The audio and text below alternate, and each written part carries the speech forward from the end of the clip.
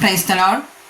സദൃശവാക്യങ്ങൾ 26 അധ്യായം 1 മുതൽ 28 വരെയുള്ള തിരുവചനങ്ങൾ. വേനൽക്കാലത്ത് ഹിമവും കൊയ്ത്തുകാലത്ത് മഴയും എന്ന പോലെ ഭോഷന് ബഹുമാനം പൊരുത്തമല്ല.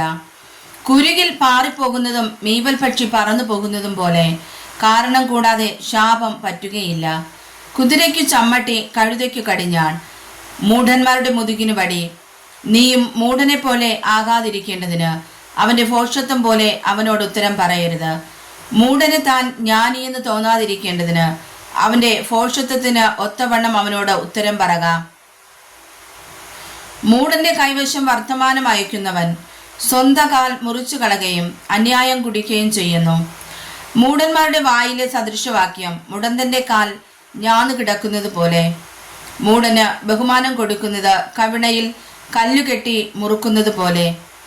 മൂഢന്മാരുടെ വായിലെ സദൃശവാക്യം മത്തന്റെ കയ്യിലെ മുള്ളുപോലെ.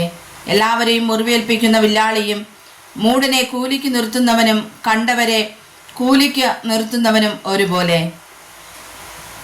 നായി ഛർദ്ദിച്ചതിലേക്ക് വീണ്ടും തിരിയുന്നതും മൂഢൻ തന്റെ ഭോഷത്വം ആവർത്തിക്കുന്നതും ഒരുപോലെ.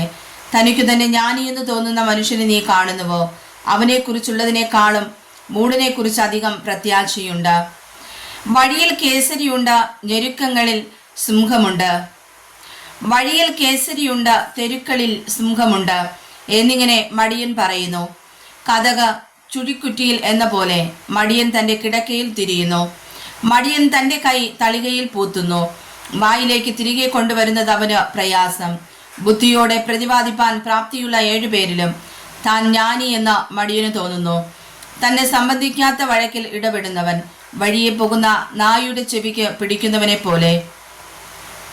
കൂട്ടുകാരനെ വഞ്ചിച്ചിട്ട് അത് കളി എന്ന് പറയുന്ന മനുഷ്യൻ തീക്കൊള്ളികളും അമ്പുകളും മരണവും എറിയുന്ന ഭ്രാന്തനെ പോലെയാകുന്നു.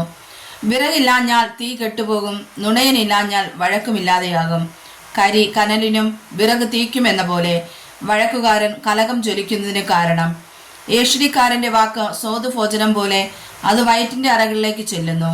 സ്നേഹം ജ്വലിക്കുന്ന അതരവും ദുഷ്ടഹൃദയവും വെള്ളിക്കീടം പൊതിഞ്ഞ മൺകുടം പോലെയാകുന്നു. പകയ്ക്കുന്നവൻ അതരം കൊണ്ട് വേഷം ധരിക്കുന്നു, ഉള്ളിലോ അവൻ ചതിവ് സംഗ്രഹിച്ച് വയ്ക്കുന്നു. അവൻ ഇമ്പമായി സംസാരിക്കുമ്പോൾ അവനെ വിശ്വസിക്കരുത്. അവന്റെ ഹൃദയത്തിൽ 7 വെറുപ്പുണ്ട്. അവന്റെ പക കപടം കൊണ്ട് മറച്ചു വെച്ചാലും അവന്റെ ദുഷ്ടത സഭയുടെ മുമ്പിൽ വെളിപ്പെട്ടു വരും. കുഴി കുഴിക്കുന്നവൻ അതിൽ വീഴും, കല്ല് ഉരുട്ടുന്നവന്റെ മേൽ അത് തിരിഞ്ഞുരുളും.